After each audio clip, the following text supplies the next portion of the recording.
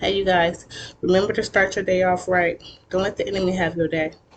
You got what you need, so let God be the lead and know that mountain ain't gonna move till you tell it. Quit doubting what you're feeling, gonna feel it. Give it all you got.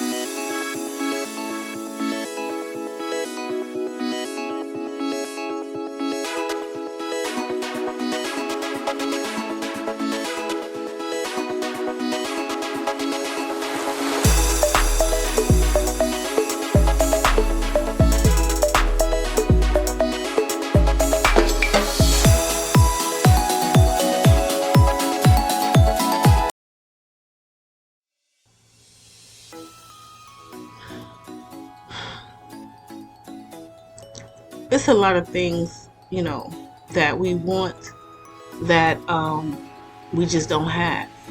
And sometimes when we wake up in the morning, we so focused on those things that we forget to thank the Father for another day of opportunity. And this morning when I woke up, I had a moment of disappointment, and then I just, the enemy, he took that and he ran with it, and I just started having all these thoughts of like just negative things. It was so many negative things. It was so many negative things. And then I said, you know what?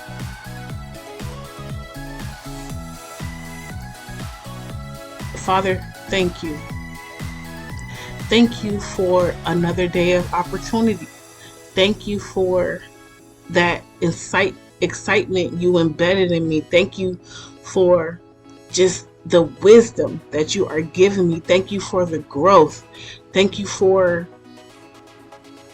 what I'm learning, all the practice. Like, you sometimes you just gotta switch your mind to think about what you do have, not what you don't.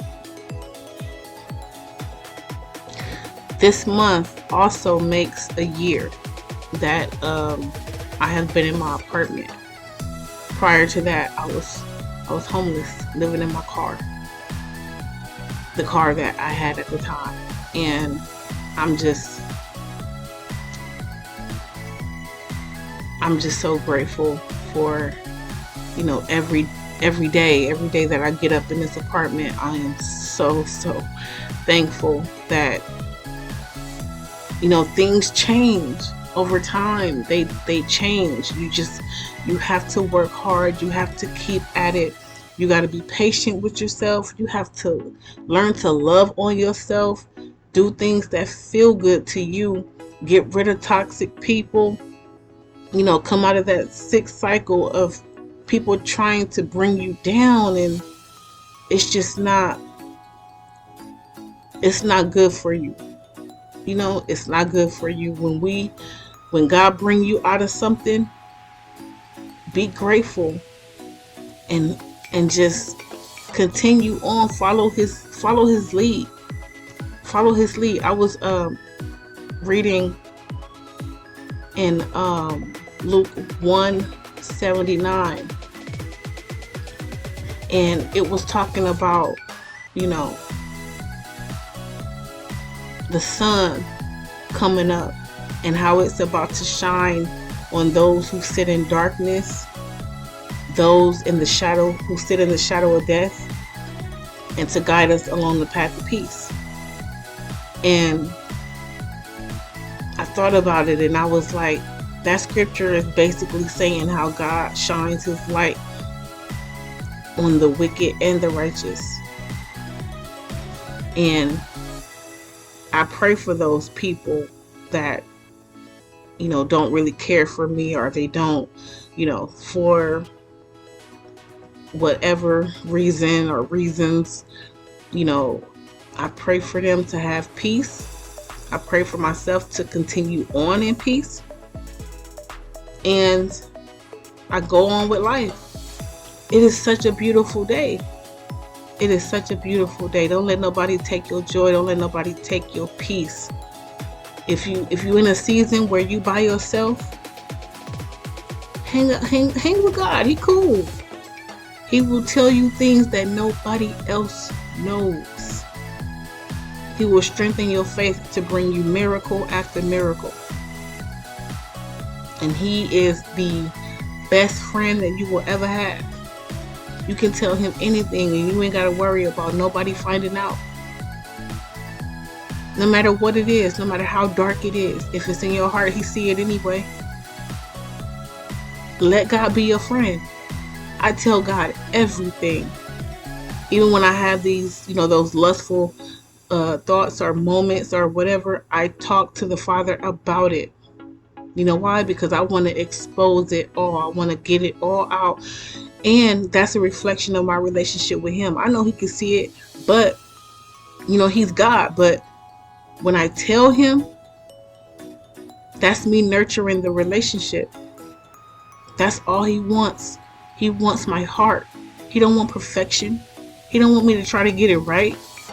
He don't want me to, you know, I'm sorry, I didn't say that right. He don't want us to constantly focus on trying to get it right and, you know, being disappointed and feeling worthless because we can't do something a perfect way, or because we can't do something the way somebody else does it. No, learn to stay in your lane.